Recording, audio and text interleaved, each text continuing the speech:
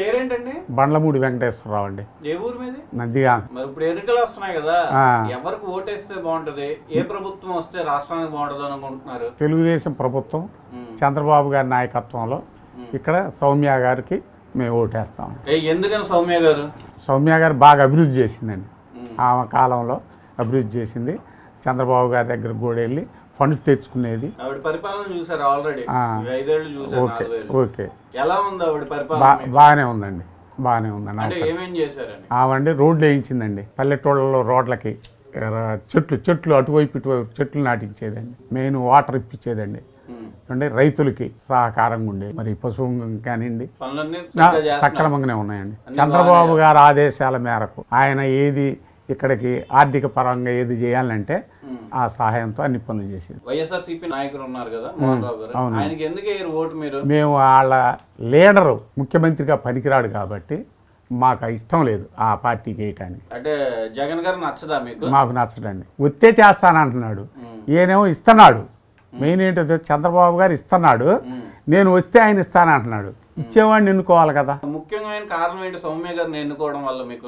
ఎందుకంటే ఆమె అవినీతి పరురాలు కాదు, నీతిగా ఉంటుంది. దానివల్ల ఆమెను ప్రజలు నమ్ముతున్నారు. ఏం వల్ల మనకి ఏ ఇబ్బంది ఉండదు. సంక్షేమ పథకాలన్నీ అందరూ బాగా అమలు చేస్తున్నారండి.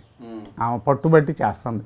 ఏదైనా జరగకపోయినా కూడా కన్సల్ట్ వాళ్ళ పై అధికారులకు ఫోన్లు చేసి ఈ పనులు చేయలేదండి అని చెప్పి చేయిస్తుందండి. అంటే ఈసారి ఖచ్చితంగా ఆవిడ గెలుస్తారని నమ్మకం ఉందా మీకు? తప్పకుండా అండి. నా దృష్టిలో 10,000 మెజార్టీతో గెలవచ్చండి ఆమె. 10,000 మెజార్టీ. చంద్రబాబు గారి కనుక గాలి తోలితే 20,000కు కూడా పోవచ్చండి ఈ నియోజకవర్గం. ఇది ఎందుకంటే ఫస్ట్ నుంచి తెలుగుదేశానికి పెట్టని కోట నందిగా. అంటే అభిమానం కొద్దే వేస్తారా లేదా పనులు చేస్తుంది, అభిమానం ఉంది, వాళ్ళ కుటుంబం యొక్క ఇది త్యాగ ఫలితం కూడా ఉందండి. అది ఇప్పుడు తండ్రి గారు ఉన్నారు ప్రభాకర్ గారు, ఆయన పరిపాలన ఎలా అనిపించింది? దాని తర్వాత ఈవిడ వచ్చారు కదా, ఈవిడ పరిపాలన ఆయన మించి చేస్తుందండి. తండ్రి గారి పరిపాలన దాటి చేస్తుంది. అది 2019లో మీరు సౌమ్య గారిని ఎమ్మెల్యే చేస్తామండి. డెఫినెట్గా చేస్తాం. ప్రజలు చేస్తారండి, నేను చేయటం కాదండి. ప్రజలు చేస్తారు, రెడీగా ఉన్నారు. ఎప్పుడెప్పుడని చూస్తున్నాం మేము. ఇంకా ఈ 11 దాకా ఎందుకు పెట్టాడు అనుకుంటున్నాం మేము. మహిళలకు ముఖ్యంగా ఆవిడ ఏం చేశారండి? ఇప్పుడు ప్రభుత్వం తరఫున మహిళలకి ఏ అయితే రిజర్వేషన్స్ ఉన్నాయో అవి చేస్తుందండి. నేను ఓపెన్గా చూస్తాను. అవినీతి ఉంటాయి ఎమ్మెల్యేలు కొంతమంది, ఏమకి అది లేదండి. మెయిన్ అది ఒక క్వాలిఫికేషన్ అండి ఆమెకి, మంచి క్వాలిఫికేషన్ ఆమెకి. అది మీరైతే ఓటు సౌమ్య గారికి అసలు 2 ఓట్లు ఉంటే 2 వేస్తానండి నేను, 1 కాదు. మా కుటుంబం మొత్తం అదేనండి.